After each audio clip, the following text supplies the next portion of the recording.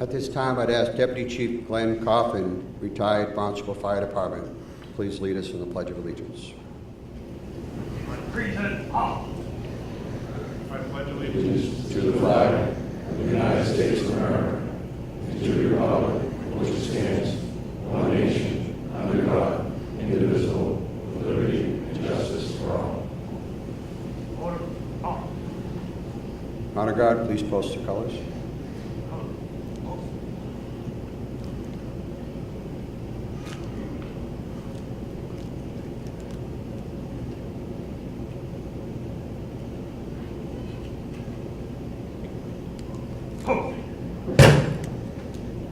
Recover.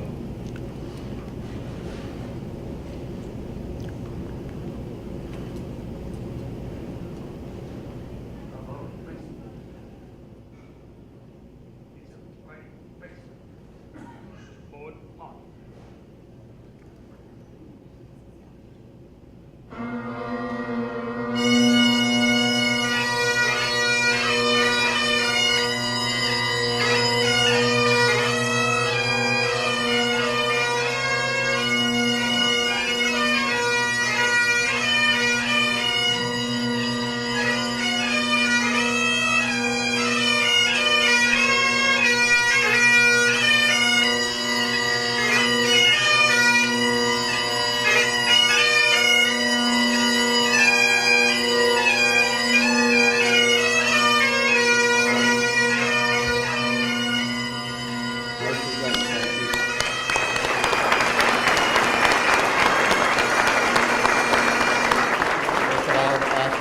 Please sit down.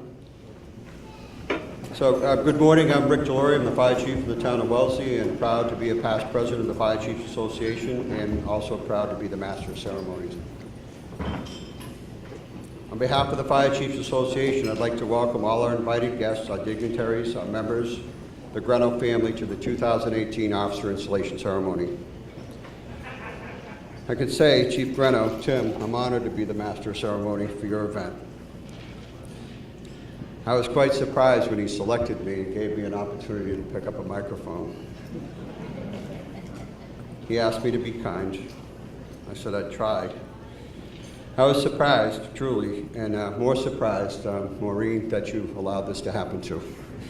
That, a number of years ago, FCAM had meetings, and we have meetings at Martha's Vineyard and Nantucket, and on that Friday meeting, we often bring our wives with us, and we spend the weekend for a lot of social time.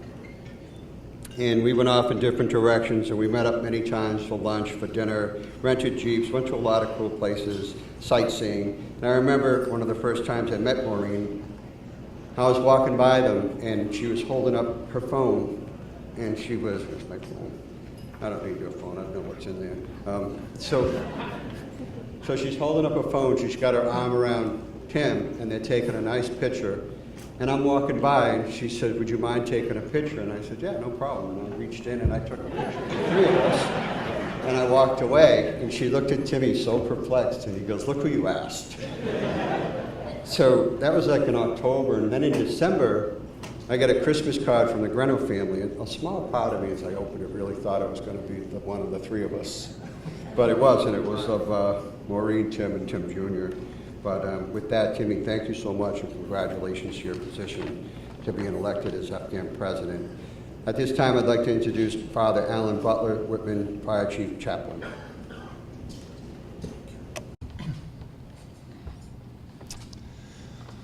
Father Alan Butler, Chaplain of Whitman Fire Department, past Chaplain of Abington and Weymouth, founding charter member of the Massachusetts Corps of Fire Chaplains, 25 years a call firefighter with the Whitman Fire Department. My older brother was a retired captain of Scituate. My nephew was a captain in Sandwich, and my grandnephew was a lieutenant in Boise, Idaho, so it's in the blood. When I said out of 10 today, the gentleman said, Timmy needs a lot of prayers. I said I've known Timmy when he was in diapers. Yes. He needs more than prayers.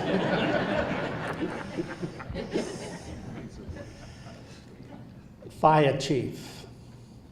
I think all of us, many of us certainly as children, Always dreamt of getting that little red car with the chief name on the door, maybe a bell in the hood, or possibly a little gumball beacon ray light that worked. That was the old days. Today, if Timmy is called to a scene in Whitman, he shows up in a black Tahoe Chevy. The windows couldn't be any darker. All the lights are camouflaged. And you don't know whether it's the fire chief or Secret Service agents. And Timmy pops out. But things have changed. This coming Sunday is Pentecost Sunday, the gift of God's Spirit for all of us. There are many gifts, 7. I think at least 2 or 3 are very apropos to those who lead our fire service, medical service. And I don't think we ought to call them fire chiefs. We call them fire administrators, chief administrators. And I'll give you a clue, like a pastor. There'll never be enough money. Never enough money for what you want. But I invite God today upon Timmy, his fellow officers, all here present, involved so much in public service, wisdom,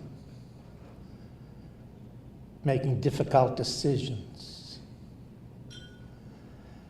Maybe the most important, not so much fire emergencies, medical decisions, but personnel. And to have the courage and the wisdom to do that. And the consolation of God, compassion.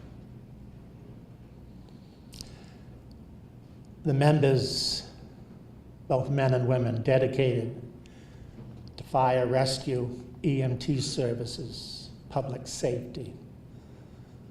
The level of stress is beyond telling. The trauma, the stress. Yes, we take good care of our equipment. Last week I was at a store in Abington on Route 18, and the ladder tower went down the street with the QE2 going as best they can only go.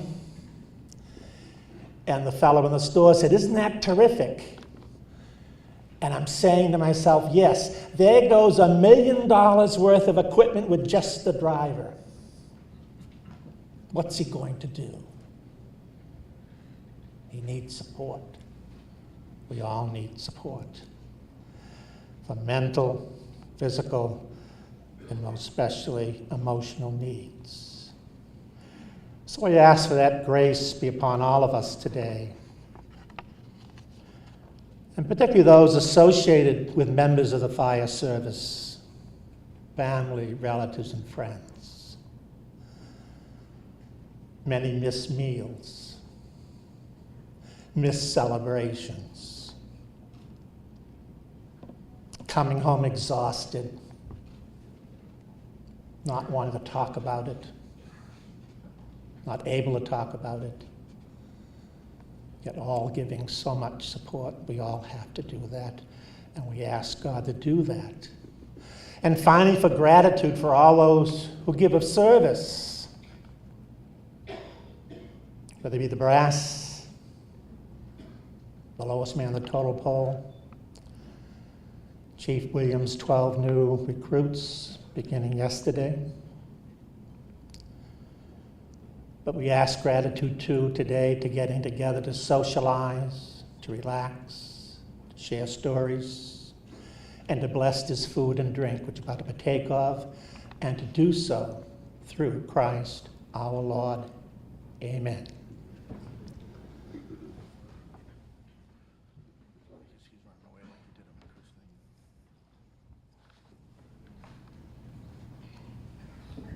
On behalf of the Fire Chiefs Association of Massachusetts, I'd like to thank Bridgewater State University for hosting the ceremony. For welcome remarks, I'd like to introduce President of Bridgewater State University, Frederick Clark. President Clark.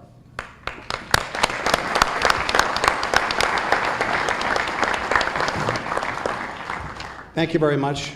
On behalf of Bridgewater State University, we want to welcome our distinguished guests at the head table and all of you to the campus. We have with us the chair of our Board of Trustees, Jean Durgan, who's right over there, who joins me in the welcome.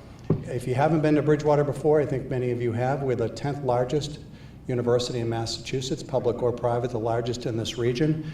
And we could not be more proud than to host all of you on the occasion of the installation of your association officers. Just a couple of days ago, this campus looked a little bit different. We had commencement, 3 different commencements. Our students are now home. That's why it's a little quiet. You see tumbleweeds around the campus.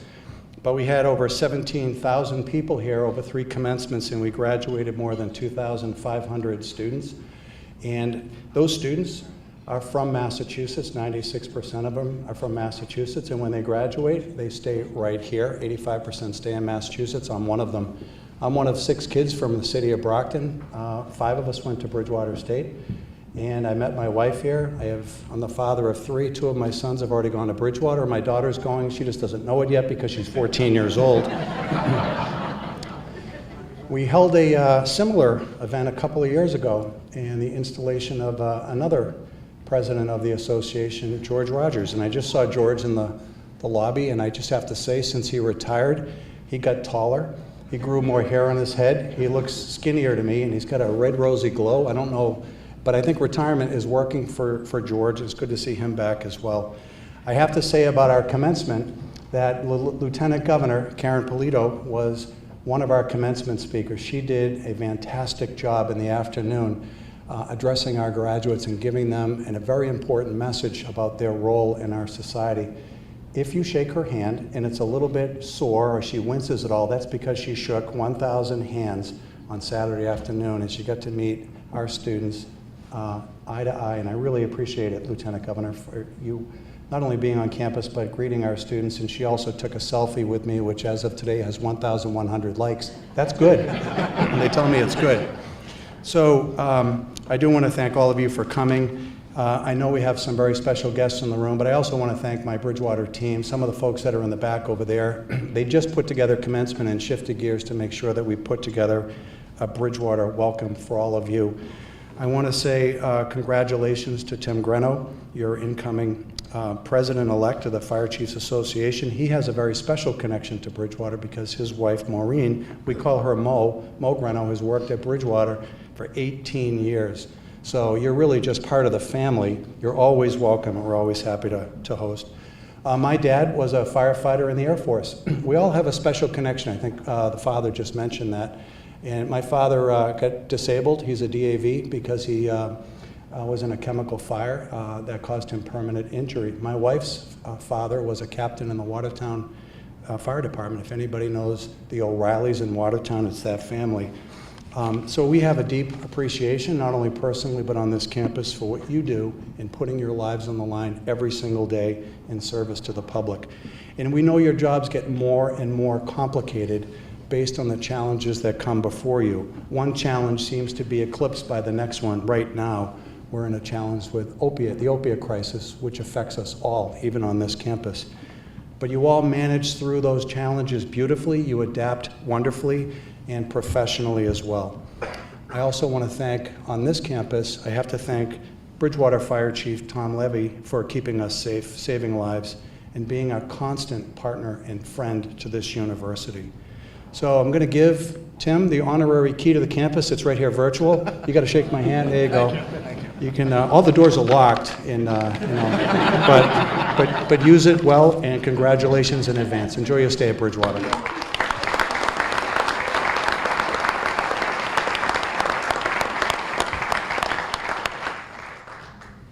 Before I introduce our next speaker, I'd like to take a moment and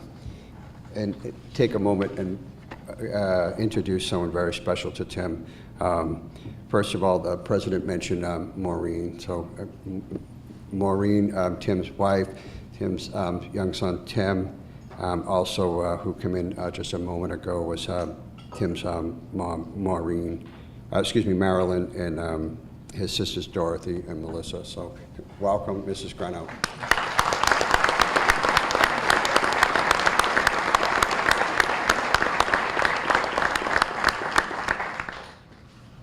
I'd like to welcome past President of FCAM and retired Whitman Fire Chief Tim Travers for comments, please.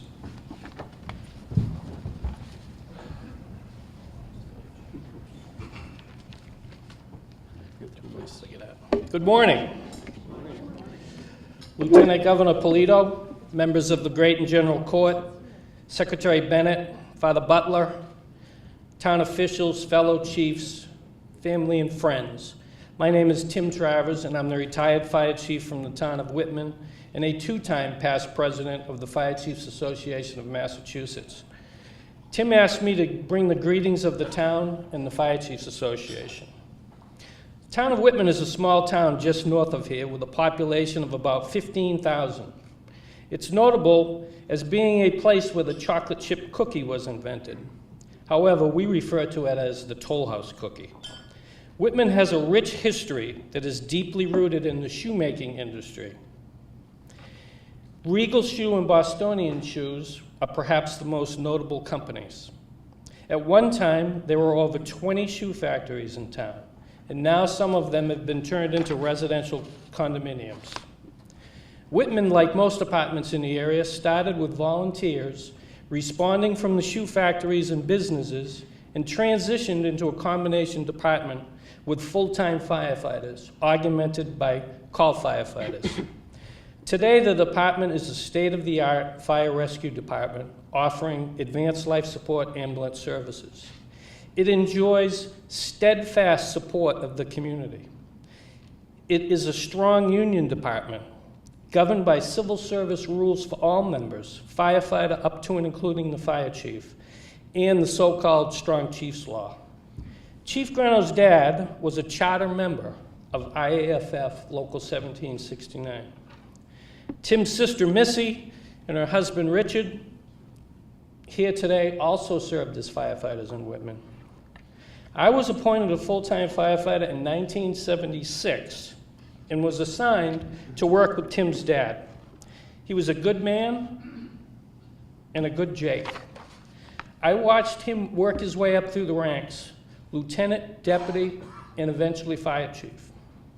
So there are more than a few similarities between my career and both Chief Grenno's careers. We're both Tims, began as call firefighters, were appointed full-time and eventually promoted to fire chief. I appointed Tim to the department in 1992 and promoted him to lieutenant. He was appointed fire chief upon my retirement in 2008. His dad promoted me to lieutenant, and when he retired in 1987, I was appointed fire chief. So Whitman had Chief Dick Grenno, Chief Tim Travers, and Chief Tim Grenno. And now my son's on the job. I'm not sure if he wants to go for chief. Each time Tim was appointed to the department, promoted, and today, as he becomes president of the Fire Chiefs Association of Massachusetts, I'd say, I wish your dad was here to see it. I'm sure he's looking down favorably on us right now. Tim's dad died of a massive heart attack 1 year and 8 months after retiring. He was 58 years old. So the mission of the Fire Chiefs Association is to further the professional advancement of the fire service, to serve as the recognized fire chiefs organization for the exchange of ideas, knowledge, and experience in the area affecting fire prevention, fire extinguishment, and the safety of life and property from fire, and to promote efficient fire administration. FCAM has been around for 125 years and has done an excellent job of fulfilling our mission. If you examine the fire prevention laws and regulations, you'll see that there's somewhat of a history book. a history of tragic fires and events that have occurred in the Commonwealth and elsewhere that led to new statutes or regulations being passed. Here are just a few of recent events. Everett, Mass., 1966. Oil tank truck versus train collision. Fire kills 13 people. Beverly, Mass., 1984. Rooming house fire kills 15. Boston, Mass., 1986. The Prudential high-rise tower fire. Thousands flee, 18 injured. Newton, Mass., the year 2000, an office building fire kills 5 people who got up to go to work that day in their offices. 5 people didn't go home. West Warwick, Rhode Island, 2003. The Station nightclub fire killed 100 people about 50 miles from here. Plymouth, Mass., 2004.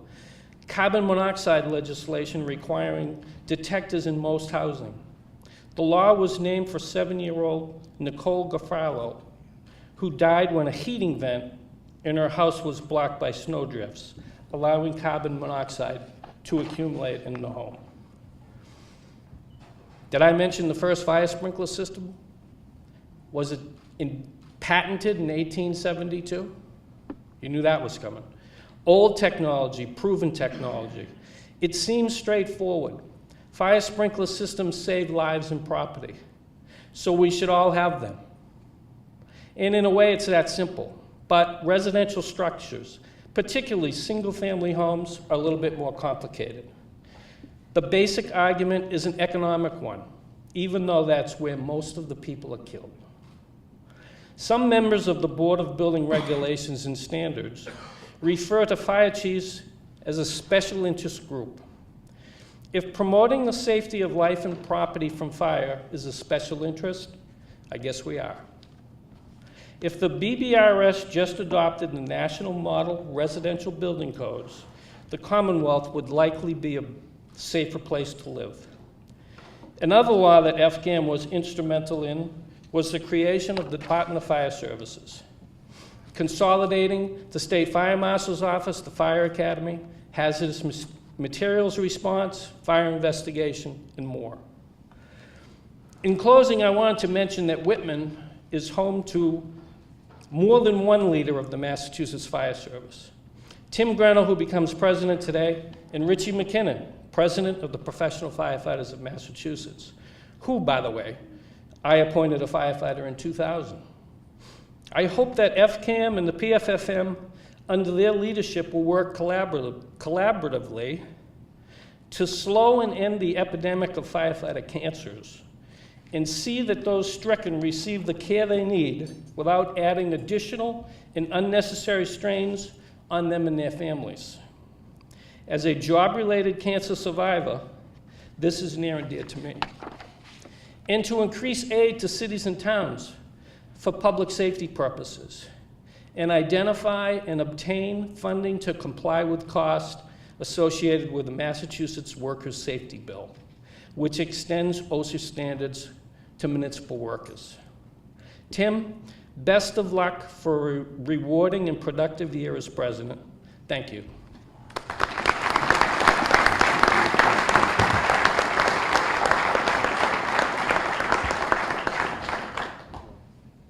I'd like to invite our State Fire Marshal, Peter Ostrowski, for a few words. Marshal.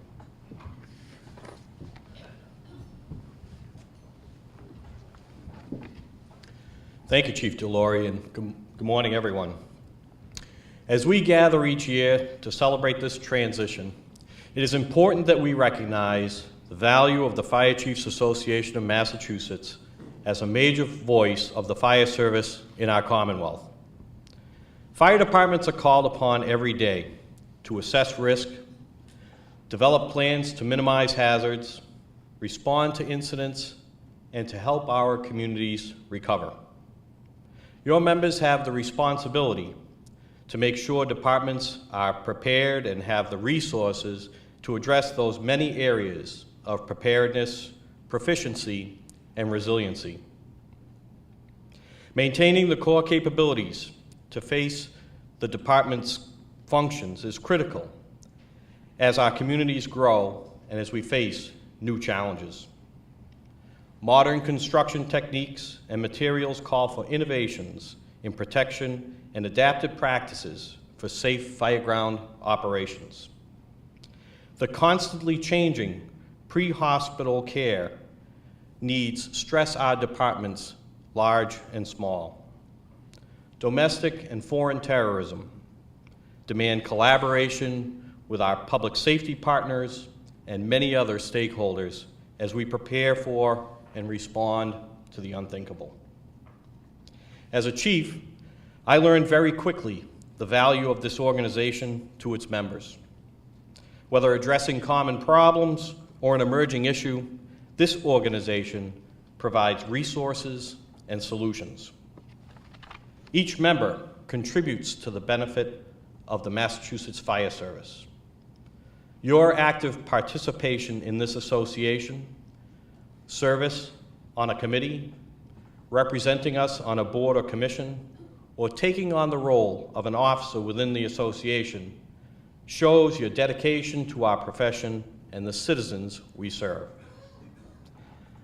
I want to express my gratitude and that of the Department of Fire Services to President Dave Motter, immediate past President Rick DeLaury, and Vice President Joe Conant for their efforts for FCAM and in support of DFS over this past year. On behalf of all of us at the department, congratulations to Chief Grenno. The incoming executive board and the board of directors. We are fortunate to have your insight and advocacy as we support you and your departments. Since the inception of FCAM, your leadership has taken office with an eye toward addressing current issues of the fire service. I know Chief Grenno has an ambitious plan like his predecessors and will continue to prioritize firefighter safety and wellness, reducing the toll that cancer is taking on our brother and sister firefighters, active shooter and hostile event response, and providing technical rescue services during large-scale events, among other things. I know he and the FCAM Executive Board will be a strong and consistent voice for your organization as we work together to address our common goals. I look forward to continuing our work together. I thank you for the opportunity to join you for this special event, and I thank you for what you do every day to keep our citizens safe.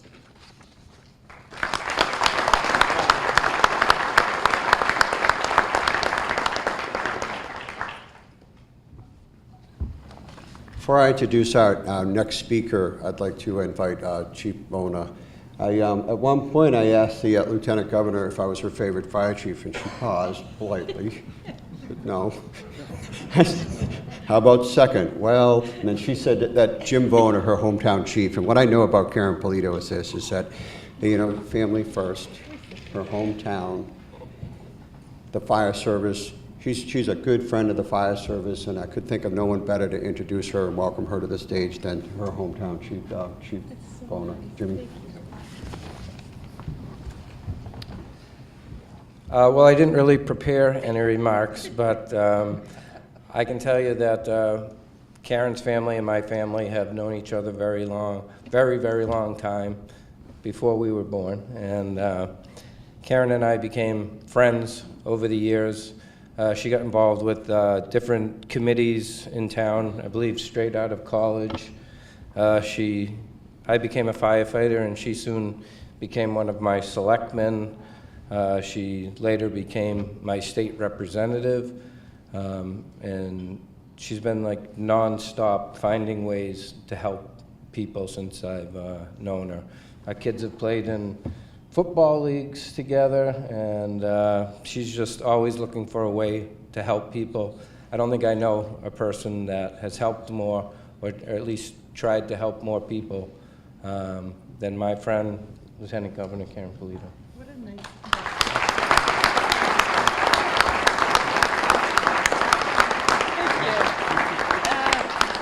That was a wonderful surprise. Thank you for sharing the limelight with my number one chief, right? I can't thank you enough. This is a beautiful gathering. I enjoy coming here. This is a time to celebrate, to highlight, to spotlight public service, and in particular the fire service. Chief Fona is a friend, and I feel I can call all of you our friends in fire service and public service. We gather together to move this Commonwealth forward through your communities, through your cities and towns. Jimmy and I grew up in a great town. I do love all 351 equally, but there is something special about hometown. In fact, we were blessed to grow up and blessed to serve our community and to be parents raising our children in the community in which we grew up. That's a pretty powerful story, and it's one that I take with me literally on the road as I journey across this great state. And I think for many of you who come here, you probably have a similar experience.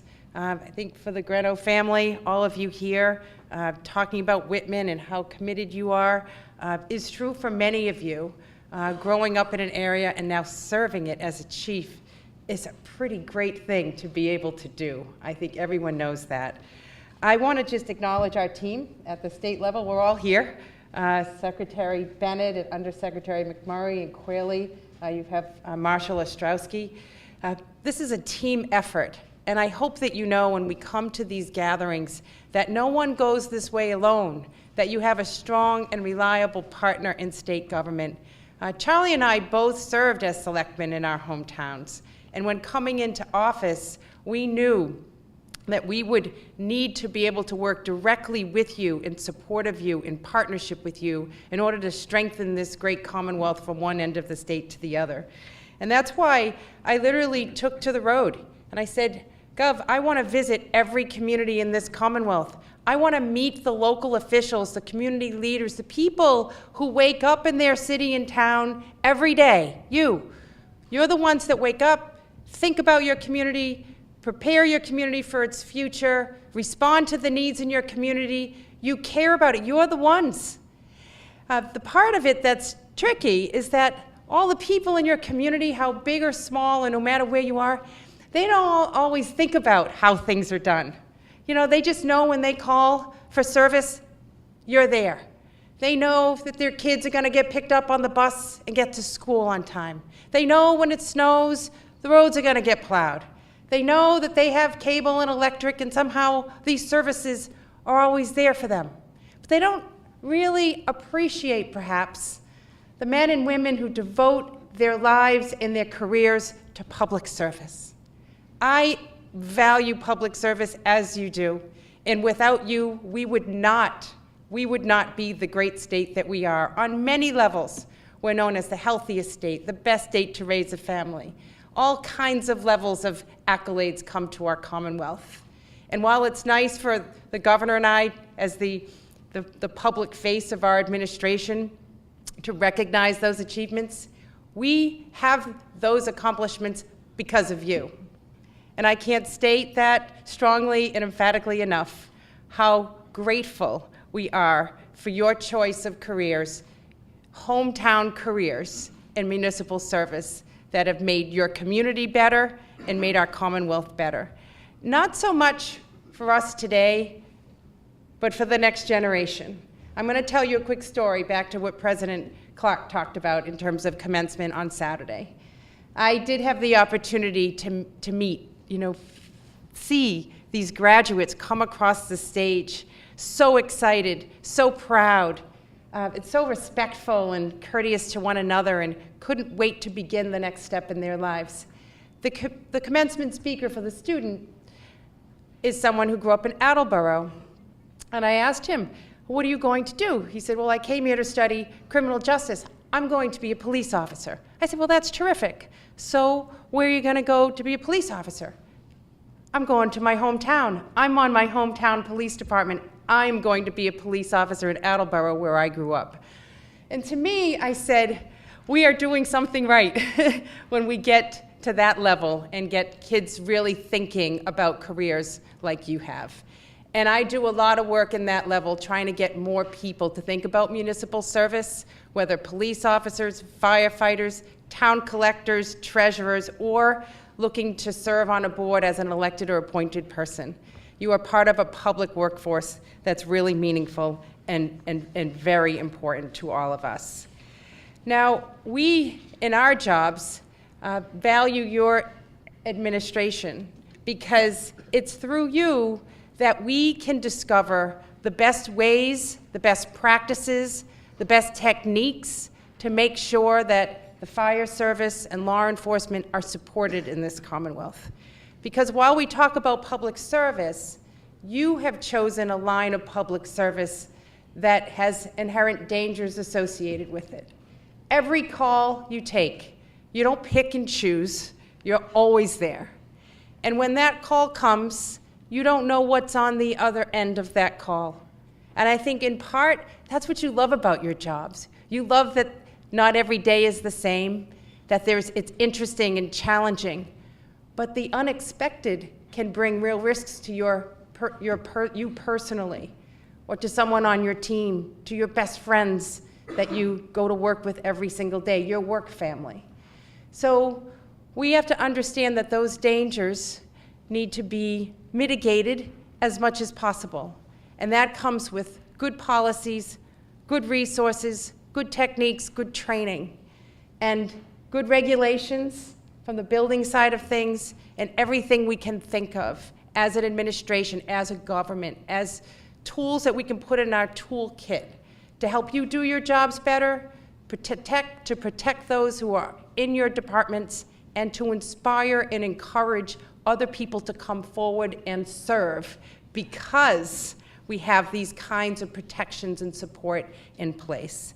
So just a couple, as we learned on the deadly fire in March of 2014, when it comes to cutting and welding and hot work. Yes, it was after the fact that we said we can better improve our regulations in that way, and we did, because of the work, the ideas that you brought forward. Or through our SAFE program and our Senior SAFE program, putting more money behind that, $1.2 million, very important. I want to talk about just a minute of the fact that the critical incident stress management. I attended one of your conferences, and I don't see what you see. You know, the governor and I, the biggest challenge we have is making sure we get to work on time, get to our next appointments, and do our job.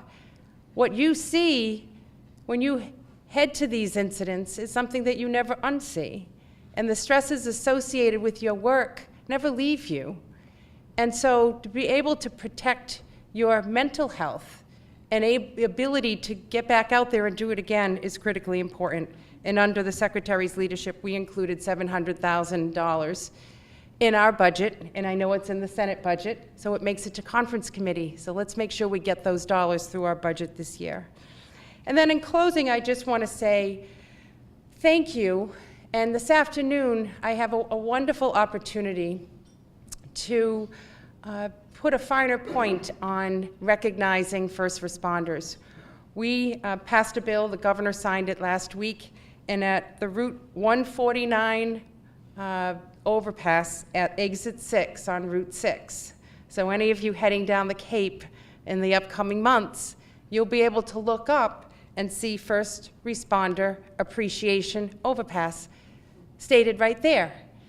And I think that's really important. We understand and value what this is all about, but for the public at large to understand what it's all about, I think is really important to our cause as well. So finally, I just want to thank you for coming forward to be leaders in your community, leaders in your department. And I want to thank Chief Grenno for coming forward to be the president of this organization, and to all the officers coming in and those outgoing. Thank you for helping us be the best state, the safest state for all of the people who live in our 351 cities and towns.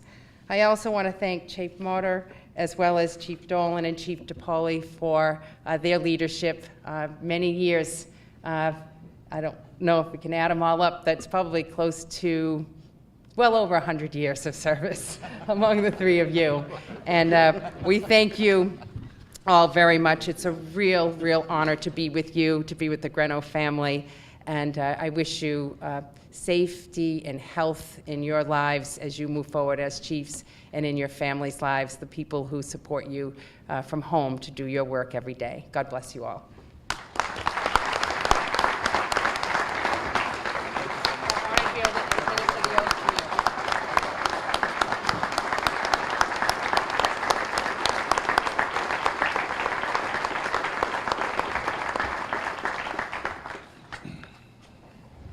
So at this time, we'll move on into the part of our ceremony where we swear in our officers for the Fire Chiefs Association of Massachusetts.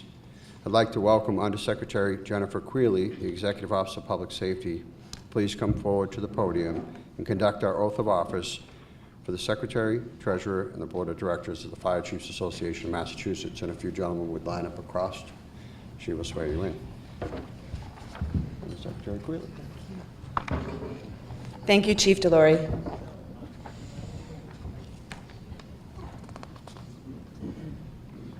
Don't be shy, gents. Slide over. It's a great job. I thought you were accusing me of being shy. Okay, all set? Okay. I state your name. Actually, say your name. Hereby swear that I will support the Constitution and bylaws and at all times will bear true allegiance to the goals and purposes of the Fire Chiefs Association of Massachusetts, Incorporated. Will bear true allegiance to the goals and purposes of the Fire Chiefs Association of Massachusetts, Incorporated. Okay, sorry about that. I state your name. Further swear to perform the duties and responsibilities of my office to the best of my ability, and at the end of my term of office,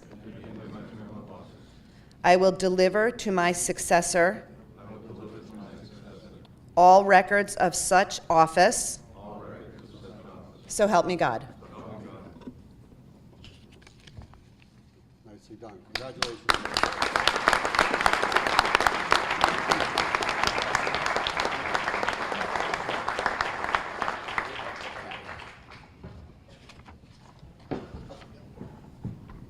So in the fire service, we don't function well under stress, so it's just the pressure of repeating words.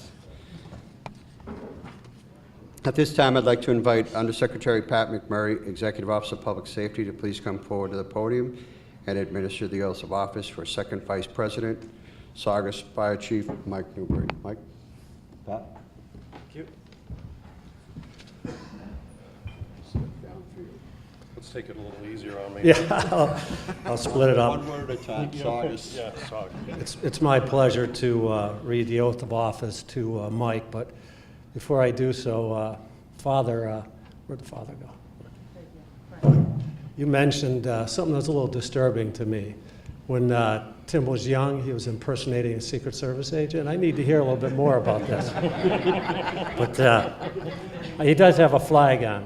But honestly, it's an honor to be here. I love working with firefighters. I say it continuously. And Tim, give me a hug. Come on, just show me some love, would you? Thanks, Pat. Thank you very much.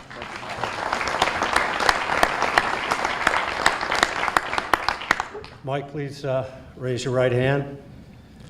I, Michael Newberry, hereby swear I, Michael Newberry, hereby swear that I will support the Constitution and bylaws that I will support the Constitution and bylaws and at all times will bear true allegiance and at all times will bear true allegiance to the goals and purposes to the goals and purposes of the Fire Chiefs Association of the Fire Chiefs Association of Massachusetts, Incorporated. of Massachusetts, Incorporated.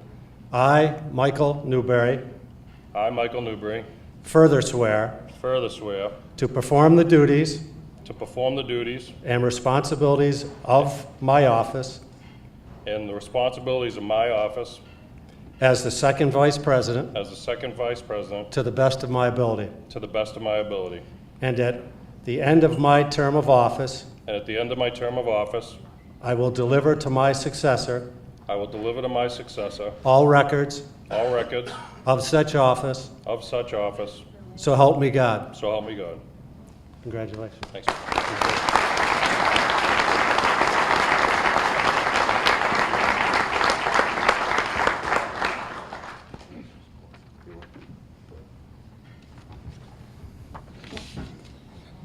So now I'd like to invite Secretary Dan Bennett, Department of Public Safety, Commonwealth of Massachusetts, to the podium to administer the oath of office for the first Vice President, Needham Fire Chief Dennis Condon. I'd also like to invite, and he's up, Chief Toppoli. Bob is very special in Dennis's career and in Dennis's life, and so welcome, Bob.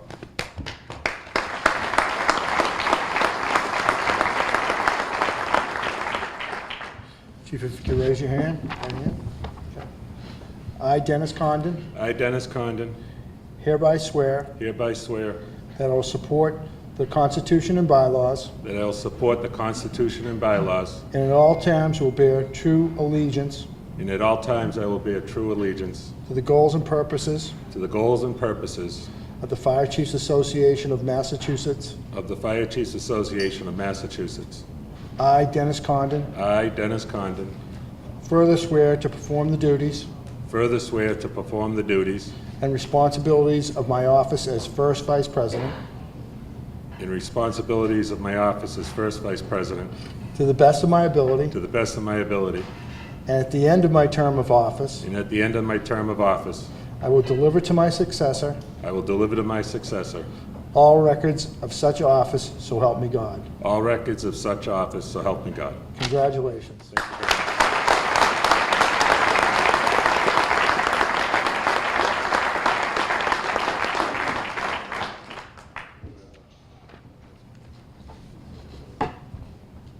I think that concludes our ceremony. Oh, no, she's up too. There's going to be a coup. I was going to come back. At this time, I'd like to invite Lieutenant Governor Janet Polito to come forward, administer the oath of office to FCAM President-elect Whitman Chief Timothy Grenno. Please raise your right hand and after I state your name. I I, Timothy Grenno, hereby swear hereby swear that I will support the Constitution and bylaws that I will support the Constitution and bylaws, and at all times and at all times will bear true allegiance will bear true allegiance to the goals and purposes to the goals and purposes of the Fire Chiefs Association of the Fire Chiefs Association of Massachusetts Incorporated. of Massachusetts Incorporated. I I, Timothy Grenno, further swear to perform further swear to perform the duties and the responsibilities duties and responsibilities of my office as President of my office as President to the best of my ability, to the best of my ability, and at the end of my term of office, and at the end of my term of office, I will deliver to my successor I will deliver to my successor all records of such office. all records of such office, So help me God. so help me God. Congratulations.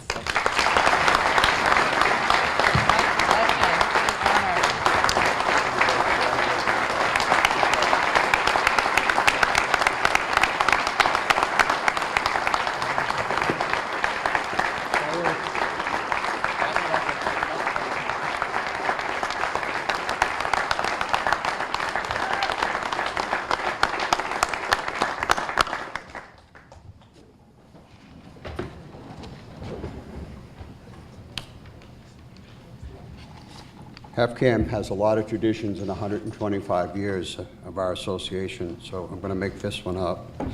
The gavel, there's never been a clear definition of how we pass this over from time to time, but as in my experiences of meeting many of the past presidents, going all the way back to our longest active member of the Chiefs Association, President George Barrett. George, you raise your hand and acknowledge George.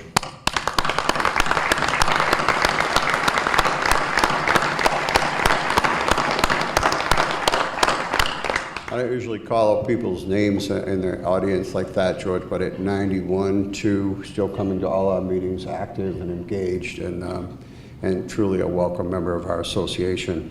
So with that, looking back in time through all the people that have served, from Chief DePoli, Chief Scoble, Chief Travers, and all the other presidents and Chief Mott, I'd like to ask Dave, please step forward.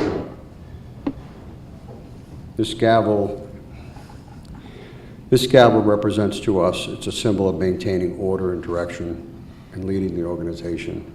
And with that, we hope that you lead it with a steady and fair hand, and that you're good to all the members of our association. We have so many various types, from call departments to combination departments to career departments, and I know Tim will do a great job at doing that. So if you're presenting with the gavel and turn over the leadership. I want to hit you with it. Thank you, Dave.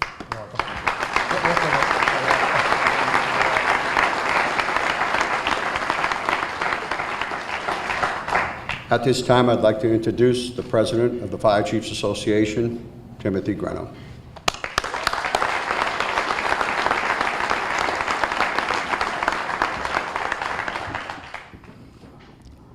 I think the best thing about today is I don't have to keep adjusting the microphone after Dave.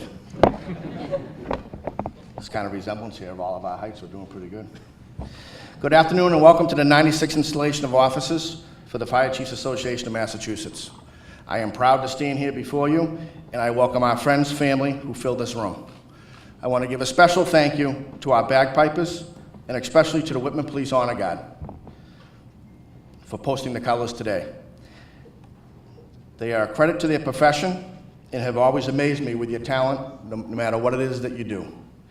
In 1962, John Fitzgerald Kennedy signed a proclamation designating May 15th as Peace Officer Memorial Day. So thank you for your service.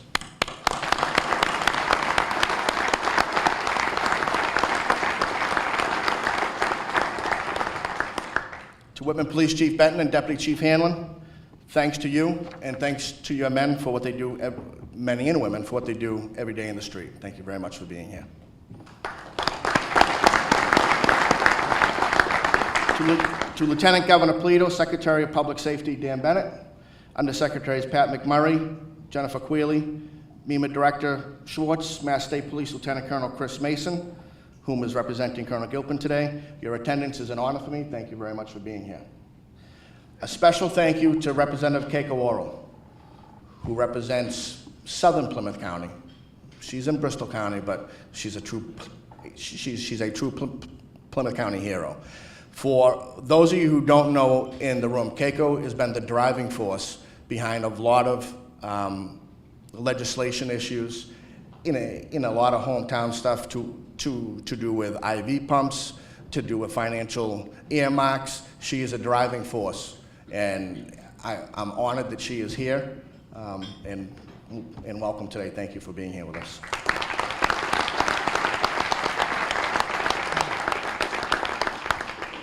To the professional firefighters of Massachusetts, thank you.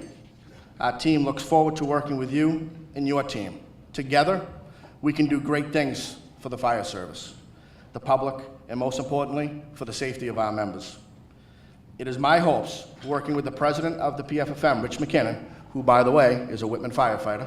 Great things come from Whitman. We'll be looking at a safer fire service a year from now. Chief Reardon, I heard that moan.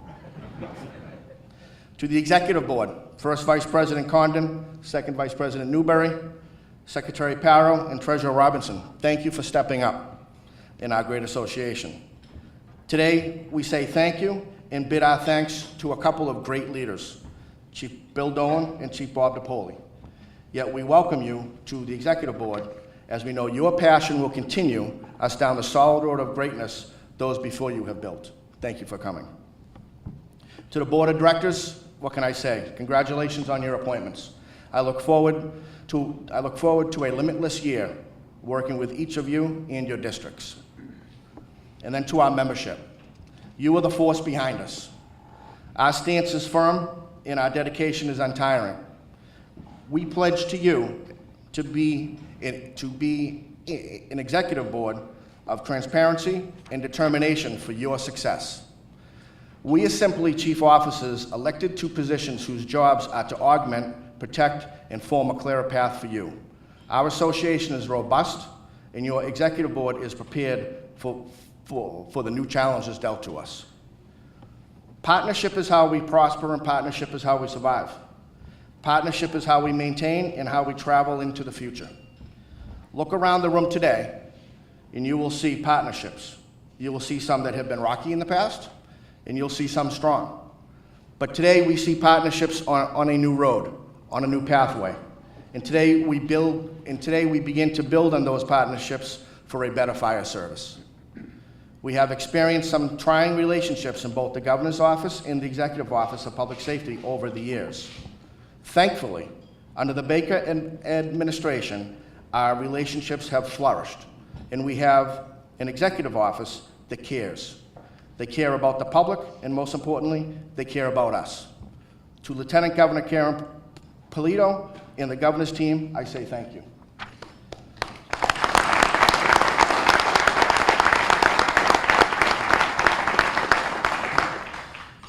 We thank you for one reason, because the senior members, our historians, whom are invaluable to us, educated me on the importance of relationships. And today, our relationship with the Executive Office is something unseen since Kathleen O'Toole's days, back in the 90s.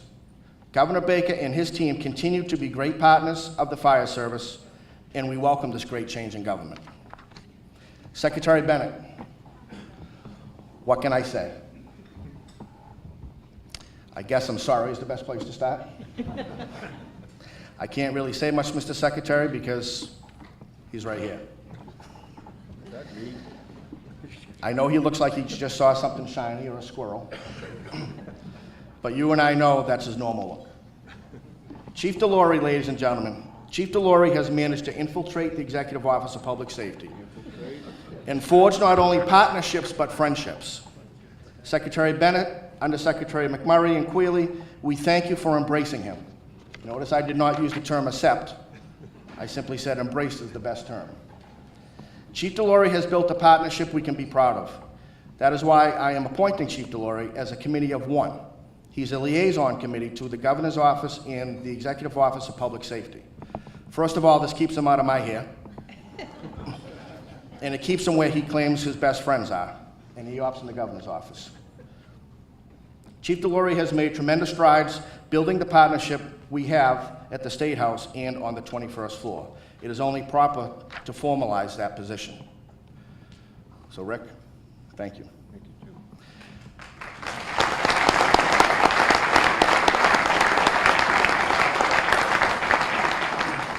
Partnership with the PFFM. Already, President McKinnon and his team have been working with Chief DePaoli and our newly appointed Government Affairs Director, Chief Scoble, along with his team on key legislative issues. Legislative issues that are crucial to our members' safety and well-being. I see great things in our future working side by side with the PFFM.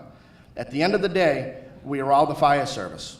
We may disagree at times on the fundamentals of some things, but in the end, our mission creed is the same, and it is to see that everybody goes home at the end of their shifts. To our members, your executive board, our legislative director, and his committee are already a driving force. We are working hard, making great strides in restoring funding, which had been previously cut. Legislation such as restoring funding to On-Site Academy, a dedicated facility which in 2017 and 2018 has presently treated over 150 firefighters statewide for PTSD and other forms of stress-related illness. Illness triggered by the accumulation of evil incidents over their careers consisting of fatal fires, traumatic injuries to children, mass casualty responses, line of duty deaths, and the list goes on. Incidents young firefighters never expected exposure to when signing on the line for the greatest job in the world. The On-Site Academy performs miracles, provides our members the treatment they need to identify and lessen the impact of tragedy. The On-Site Academy saves careers and, most importantly, keeps our members and their family healthy. This vital resource cannot go unfunded. Working with the PFFM and our senators and the Executive Office, we have successfully restored funding in the current budget, which now sits in the Senate budget. We continue to fight for legislation, funding on items such as the SAFE program, which provides funding for education of children and the senior population who is our most vulnerable. We continue our mission to pass technical rescue legislation and, more importantly, cancer legislation. Legislation which give you and your members protection when diagnosed with that fateful disease. Too many firefighters and fire chiefs have died from work-related illnesses. Time has come to change that. Solidifying our partnerships will benefit us down the road and bring positive change for the wellness of our members. Together, we can make positive change. In the end, this is your association. We cannot succeed without you. We have modified our meeting agendas to allow for 45 minutes of educational topics at most meetings, and we have plans to host half and full day training seminars on topics that you, our membership, have requested. We only ask this of you. Engage in FCAM, tell us your thoughts, tell us your opinions, attend our monthly meetings, and help us continue to build our association. We have a busy year ahead of us. The foundation our previous leaders built is solid, and it is our job to continue with the great efforts so many have already made. In the end, to my mom, who for a while was questionable if she would be able to make it today. Mom is 84 years old, and over the past several months, her health has been failing. Today, with the help of a new rehab facility, she is the strongest that she has been in over a year. But I'm not surprised of that, because she's always been the strongest person I know. The wife of a firefighter and then fire chief, raising 4 kids, Mom always had time to kick us in the ass when we were out of line. Well, to the others, not me, because I was the youngest, and pretty much I'm still the favorite. Mom, thank you for your love and support over the years. I know Dad is looking down on us now. Finally, to my wife, I saved the best for last. Without my crutch in life, this wouldn't be possible. I am blessed to have a wonderful wife with me today. Maureen is my rock, and without her, this wouldn't be possible. I love you and thank you for your continued support. Even if it appears I love my phone more than you sometimes, I really don't. It's usually Chief Delory calling me to gather his thoughts for 60 minutes at dinner time before he calls Secretary Bennett for the real 90-minute conversation. I thank you all for coming today. Now, as we wrap up the 96th installation of offices, we move on to 2 very special presentations. If I could ask Chief Bill Dolan to step forward. Where is William? Chief William Dolan retired from the North Andover Fire Department, but more importantly, retired as our Secretary-Treasurer, a position he has held since 2006. Chief Dolan has worked tirelessly for this association, and when most retire to relax and reflect, Bill dedicated that time of his life to working full-time for FCAM. Board meetings will never be the same. I'm going to miss the meetings when Bill would start to wrestle in his seat a little bit, then look around the table and say, I'm going to say something and you're probably not going to like it, but I don't really care, and proceed to set us straight on the topic. Could I ask all the past presidents of FCAM to please stand? It gives me great pleasure to present this brass helmet, a helmet award this organization holds only to those of highest regards. To Chief William Dolan for his 12 years of selfless dedication to the Fire Chiefs Association of Massachusetts. Thank you, Bill.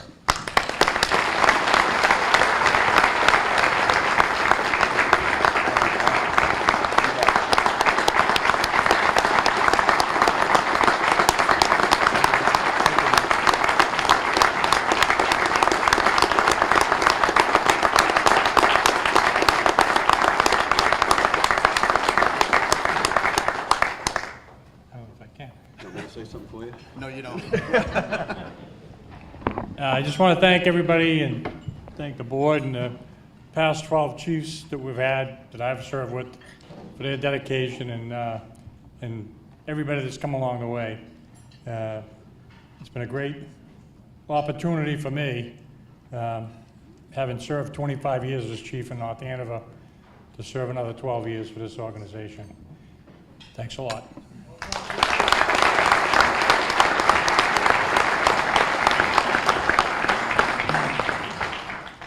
Now to the man, the idol, Chief DiPoli. Chief Bob DiPoli, our legend. Chief DiPoli is our grandfather. He's our mentor to the fire service.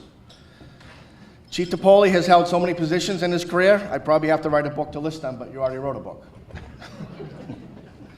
Chief DiPoli has dedicated his life to the fire service, from Needham Fire to FCAM to leading the International Association of Fire Chiefs and working tirelessly for the National Fallen Firefighters Association. And in his spare time, he did a bit for Rockland Fire as chief and Gloucester Fire as chief. Chief DiPoli was appointed on September 27, 1971 to Needham Fire Department, and his feet haven't touched the ground since. Bob, I wish you the best and the best of health in your retirement. It gives me great honor to present to Chief Robert DiPoli this brass fire helmet, whom he is only the third recipient in the history of FCAM to receive. Bob, for your devotion and adoration to the fire service, congratulations.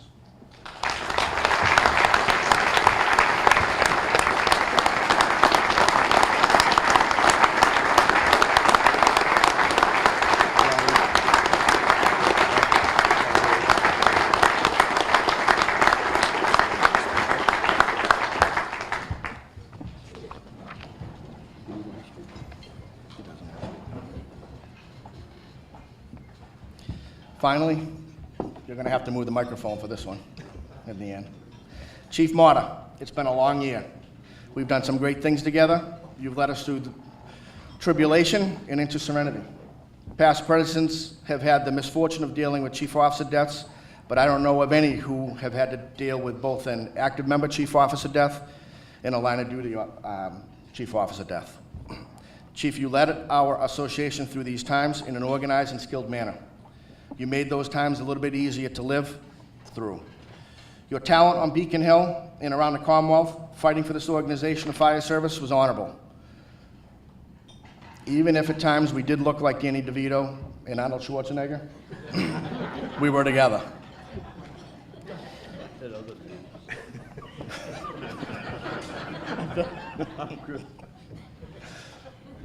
What'd you say, you're retiring, Rick? Chief, for your commitment and tireless dedication to FCAM over the past year, I'm proud to present to you our lifetime membership, your pocket badge, and your rocking chair.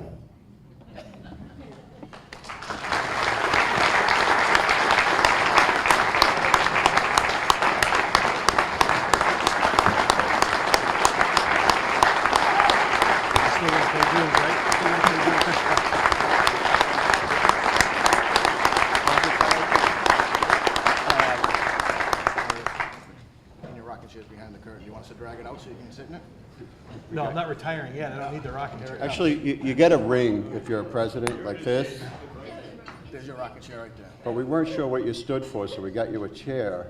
So there you go. Dave? Thank you. Yeah, I'm not retiring. I don't have any grandkids, so that's not going to be getting a lot of use. Rick, I got to say, I'm surprised. Where's Gene? Gene, what happened? Medicated. Want to thank the executive board, the board of directors, and the membership. Anybody who's been through the chairs knows the year as president does go by fast. A few are blessed to do a second year because the first year was too fast. But it's been a great year. As Tim mentioned, I'd be remiss if I didn't mention probably one of the best friends I've had in the fire service, Chief Arangio. I was Mario's favorite target because those of you who knew Mario know he had a little incident with a chipmunk in his house. And I didn't let him forget that over the years. But he also took great pride in calling me the only rabid Yankee fan he ever knew. I didn't even know I was a Yankees fan, but he considered East Hampton to be New York because not only is it outside of 495, it's outside of 290, it's even on the other side of 91. So he liked calling me a rabid Yankee fan. I like to think Mario's death wasn't in vain. Mario fought one of the best fights I've ever seen with pancreatic cancer. More than a year. That doesn't happen. That was work-related. The work that Commissioner Finn's done, the changes that we as chiefs make every day in our operations to eliminate that threat will be Mario's legacy. That we made the fire service a better place, and we're committed to getting rid of cancer. The commissioner said it best. We'll all be retired before we see an impact, but it's got to start someplace. To Tim, there's a thing called call block. I suggest you get both of Rick's numbers on there. As you found out oh too well, the ride from Whitman to Worcester once a month can seem long. When it's spent with Rick on the phone, it's even longer. Sometimes you want to jump out of the car because it's so painful. But best of luck to you. I know the association's in great hands. We have a great new slate of officers coming in. Probably the first time there's only been one carryover for the entire executive board, so that makes you the old guy. Two new vice presidents, new secretary, treasurer, government affairs director. I'm glad they all stayed 1 year for me to finish my term because, you know, Bill, we called him the big toe, the Sergeant Hulk of the association, kept it together. Bob's work, you can't go anywhere on the Hill without first them asking you, where's Chief DePoli? And when they found out he was retiring, they couldn't believe it. So to both of you, thank you for staying 1 more year for me to finish my term and let Tim break in the new guys. And since it looks like I'm the last thing between lunch, I guess I'll just shut up and sit down. But thank you for your support.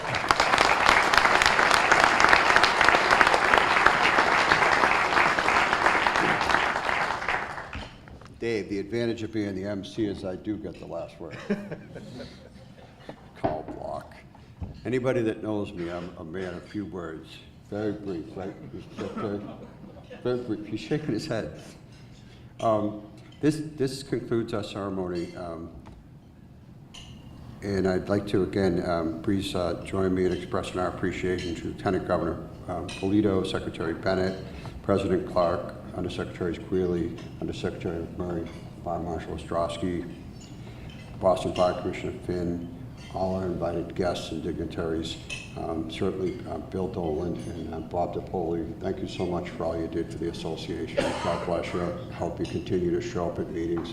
Tell us how it should be being run. We're happy to hear that. Timmy, congratulations. I think you'll do very, very well. And lastly, Tim, give me your cue. I'd like to invite the Chief of the Mass Corps of Chaplains, Reverend Jim Tilby, to offer a benediction before we serve lunch.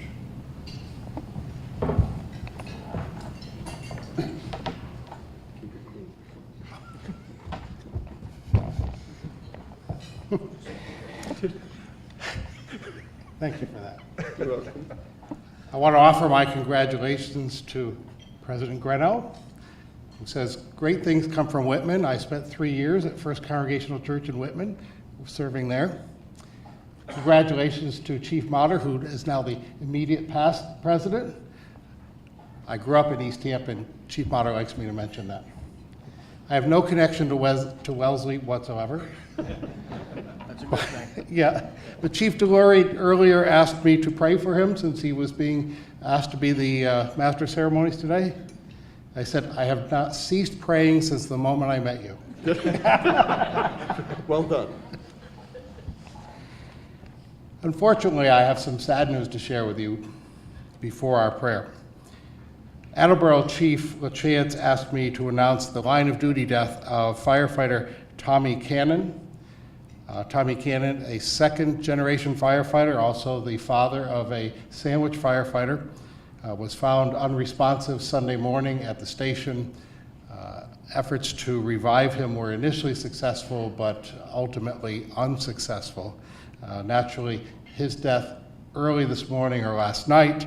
There are no arrangements to announce yet, but that will be coming out. So we'll ask for your prayers for Attleboro and the Cannon family. I'll ask you to join me in a moment of prayer. Today we remember that for 125 years, the Fire Chiefs Association of Massachusetts has been a forward-thinking beacon of leadership in the fire service in Massachusetts, an example beyond the borders of the Commonwealth. We thank you for all who have gone before and for those who serve today. We thank you for the newly installed officers and especially for President Grenno.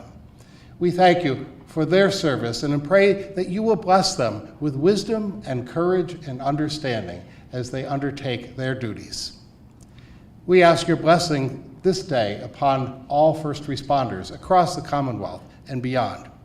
For we remember that though we wear different uniforms, we play on the same team. For firefighters, we ask your special blessing. For those who suffer from cancer, give them healing and hope. For those who suffer from the trauma of things they have seen and heard and smelled, we ask your blessing. For their families often waiting at home, we ask your blessing. Watch over all of us, O God. When we respond to the alarm, stand beside us. When we encounter danger and terror, help us to stand up with bravery, with honor and dignity, to serve, to save, and always to be your servants on earth. We ask this in your holy name. Amen.